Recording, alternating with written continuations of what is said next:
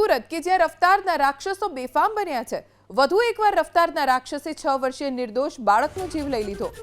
Lalgate Palia ground નજીક કાચા રસ્તા પર રમી રહેલા શ્રમજીવી પરિવારના 6 વર્ષના બાળકને કાર ચાલકે અડફેટે લેતા ગંભીર ઇજાના કારણે તેનું મૃત્યુ થઈ ગયું।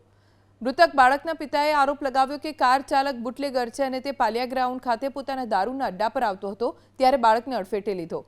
મૂળ મધ્યપ્રદેશ રાજ્યના રતલામ જિલ્લાના તંબોલિયા ગામના વતની અને હાલ લાલગેટ ખાતે પાલિયા ગ્રાઉન્ડ નજીક ઝૂંપડપટ્ટીમાં રહેતા કેવનભાઈ ભાભોરનો છે 6 વર્ષીય અર્જુન ઘર પાસે કાચા રોડ પર રમતો હતો। દરમિયાન પાલિયા ગ્રાઉન્ડ પાસે કાચા રસ્તા પરથી પસાર થઈ રહેલા 4 વ્હીલ ચાલક સુનિલ દેવદાએ અર્જુનને ટક્કર મારી, જેના કારણે તેને ગંભીર ઈજા થઈ।